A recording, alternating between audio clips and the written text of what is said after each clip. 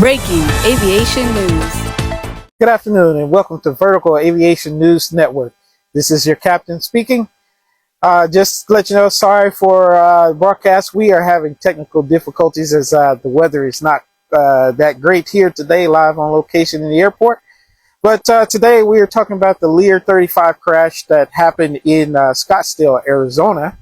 What we know from what's been released so far from the release from the preliminary investigation, which was not by the NTSB, it actually was done by the local fire department and things like that, as it happened on the ground, and it was not in the air. So, but the NTSB will be coming in to do an investigation as well. And so what we know from what's been released and from the videos, it's a Lear 35.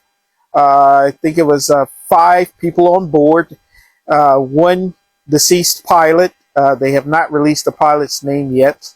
What appears to have happened as the plane came in, as the plane came in and landed, the landing gear failed on the left side of the aircraft, and then it proceeded to skid off and veer off to the left, and it hit a parked Gulfstream jet that had no one on board, and the one pilot ultimately was deceased, and our prayers go out to his family or her family that have to deal with this aftermath. The preliminary analysis of what happened, as I said, there's video footage already been released. You can see what actually happens. So what we're going to discuss, or what I'm going to discuss, and again, as my disclaimer always, anything that I'm talking about, it's speculation, and I'm just giving an analysis based on what's been released to the public and giving a educated guess or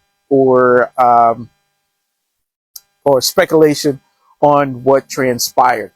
So looking at the videos that are available and that have been released to the public, it appears that the aircraft came in, it landed, everything looks normal, not too fast, not too slow, great weather out in Scottsdale, in Arizona in general this time of year. So weather, runway conditions, none of those were factors in this. So it comes down to equipment failure and what could cause those type of things. So looking at the aircraft, it coming in, landing, as I said, everything was normal, clear blue 22, as we like to say in aviation. Came in, landed, everything was going normal, and he appears to be braking.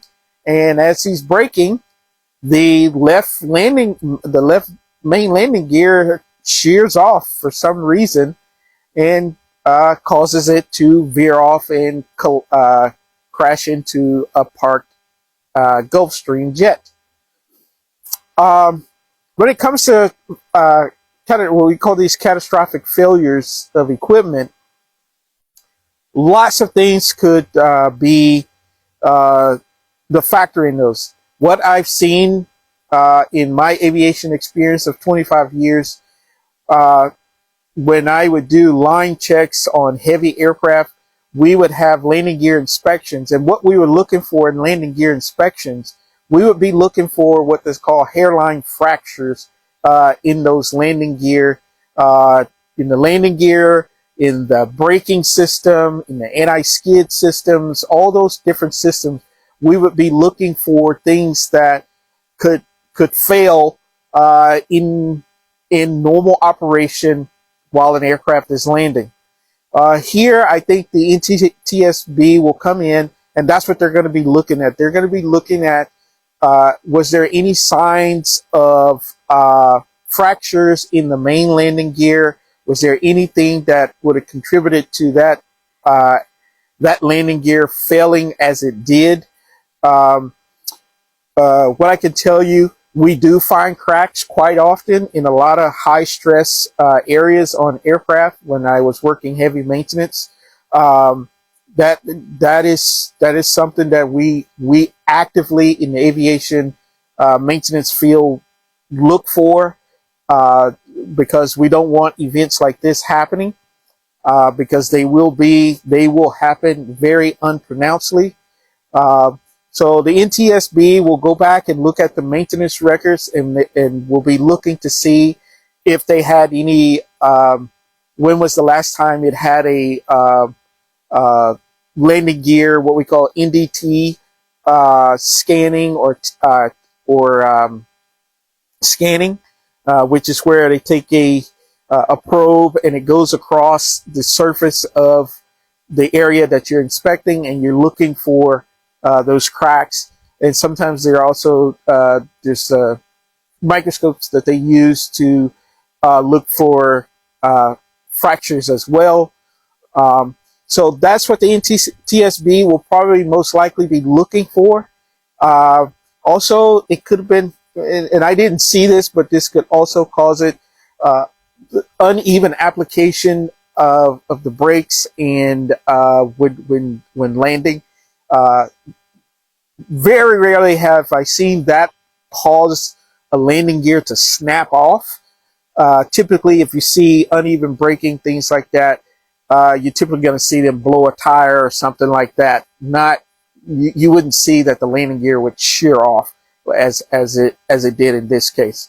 So again, as I said, my analysis is unofficial. It's purely speculation. I'm just giving